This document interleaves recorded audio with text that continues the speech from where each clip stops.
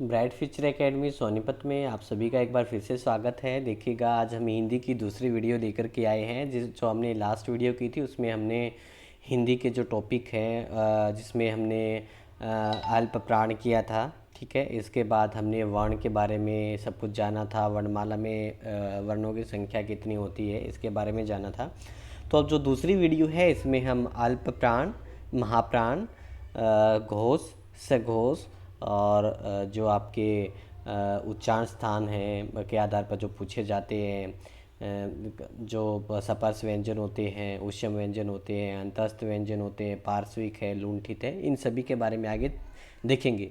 तो आप सभी से रिक्वेस्ट है, अगर आप हिंदी का टॉपिक कंप्लीट करना चाहते हैं जो आपके लिए बहुत ज़रूरी है, अब अगर आप किसी भी एग्ज़ाम की तैयारी कर रहे हैं तो उसके लिए बहुत ज़रूरी है, तो कृपया करके आप वीडियो में बने रहिएगा। हम चलते, देखिएगा हमने अल्पप्राण तक कर लिया था। ठीक है, ये पहला, तीसरा, पांचवा जो वर्ग का वर्ण होता है वो अल्पप्राण होता है। अभी हम नेक्स्ट देखते हैं, ये है महाप्राण। महाप्राण, इसमें क्या करना क्या है, इसमें आप लोगों को ये याद रखना है कि प्रत्येक वर्ग का दूसरा और चौथा वर्ग किसको कहते हैं, पहले तो ये ध्यान रखिएगा। जैसे क वर्ग, अब क वर्ग में हम जो क वाली लाइन में जो भी आते हैं, क, ख, ग, घ, र, ये वाले सभी जो हैं ये आपके क वर्ग में आएंगे, इनको आप वर्ग कहते हैं। जैसे च वर्ग में च के आएंगे, च, छ, ज, छ, य, ये सभी, इनको हम क वर्ग कहते हैं, मतलब इनको हम वर्ग कहते हैं। अब इसमें महाप्राण में होता है प्रत्येक वर्ग का दूसरा और चौथा, प्रत्येक वर्ग का, इनको हम महाप्राण व्यंजन कहते हैं, ये आपको ध्यान रखना है। ठीक है, इसके बाद नेक्स्ट देखते हैं सघोष और अघोष। सघोष, जिसमें जिन व्यंजनों का उच्चारण करते समय जो हमारी स्वर तंत्रियाँ होती हैं उनको बोलने में एक झंझनाहट होती है, उन वर्ण व्यंजनों को बोलने में एक झंझनाहट होती है, उनको सघोष वर्ण कहते हैं।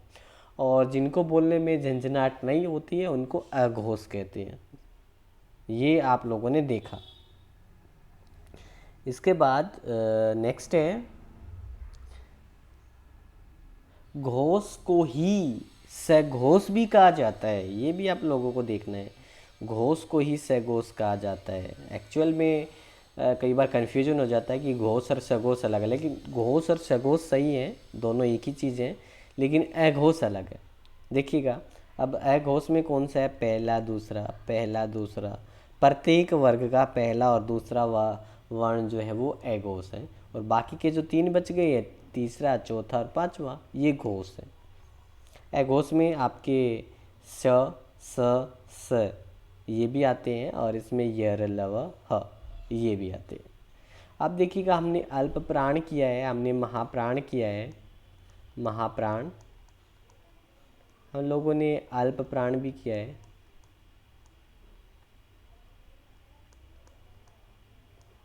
हम लोगों ने ये दोनों किए हैं। तो इसमें आपको क्या ध्यान रखना है, अब महाप्राण में था दूसरा और चौथा, अल्प प्राण में है पहला, तीसरा और पांचवा। अब देखो, महाप्राण और अघोष में कुछ हम कंपैरिजन अगर करें तो दोनों में दो दो है, दो दो वर्ण है, और इनमें अल्प प्राण में और घोष में दोनों, इनमें तीन तीन है। यानी कि महाप्राण और अघोष ये, इनमें कुछ कॉमन है, और अल्प प्राण और घोष इसमें कुछ कॉमन है। आप याद कर सकते हैं, महाप्राण और अघोष दोनों में दो दो हैं, लेकिन महाप्राण में दूसरा चौथा है और अघोष में पहला दूसरा है। अब कई बार ऐसा क्वेश्चन पूछा जाता है कि महाप्राण और घोष व्यंजन कौन सा है, तो ये दूसरा, प्रत्येक वर्ग का जो दूसरा है, क्योंकि दोनों में यही कॉमन है, दूसरा और चौथा, पहला और दूसरा, तो दूसरा दोनों में कॉमन है। ऐसे भी क्वेश्चन हो सकता है अल्प प्राण और घोष कौन से हैं, तो तीसरा और पांचवा, प्रत्येक वर्ग का, ये आप लोगों को याद रखना है, आपके एग्जाम की दृष्टि से मोस्ट इम्पोर्टेंट है। इसके बाद नेक्स्ट है उच्चारण स्थान के आधार पर। अगर आपसे पूछ लिया जाता है कि कौन सा व्यंजन सपर्श व्यंजन है, कौन सा अंतस्थ है, ऊष्म कौन सा है, लुंठित कौन सा है, पार्श्विक कौन सा है, ये सब आप लोग बता सकते हैं जब आपको पता होगा। तो देखते हैं अभी एक एक करके, आप साथ बने रहिएगा, वीडियो को लाइक कीजिएगा। सपर्श व्यंजन, इनकी संख्या 25 है। क, च, ट, त, प, ये जो भी वर्ग हैं 5, इन पांचों वर्गों में टोटल 25 होते हैं, प्रत्येक में 5 और ये टोटल 5 है। ये सभी सपर्श व्यंजन के अंतर्गत आते हैं। इसके बाद अंतस्थ व्यंजन। अब अंतस्थ व्यंजन होते हैं 4, य, र, ल, व, ये भी आपको ध्यान रख लेना है। अंतस्थ 4, सपर्श 5। इसके बाद है नेक्स्ट ऊष्म व्यंजन, जिनको बोलने में ऊष्मा यानी कि गर्मी, गर्म श्वास बाहर निकलती है। श, स, स, ह, ये चारों ऊष्म व्यंजन है। ठीक है। इसके बाद नेक्स्ट है लुंठित। लुंठित, अब लुंठित जो व्यंजन होता है उसमें क्या होता है कि जो हमारी जीवा होती है उसका आगे का भाग वो ऊपर लगता है बोलते समय, और एक थरथराहट, एक कंपाहट होती है। आप बोल के देखिएगा, र, र जो है वो लुंठित है, र। ठीक है। इसके बाद नेक्स्ट है पार्श्विक।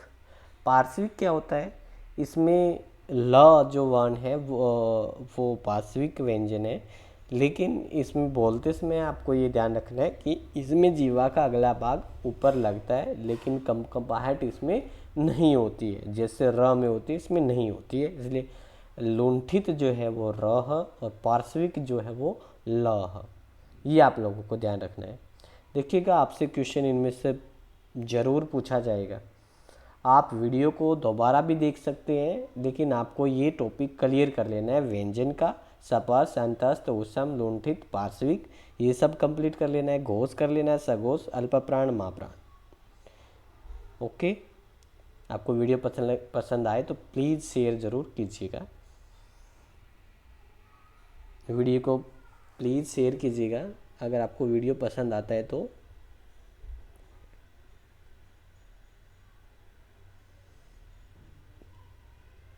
Thank you.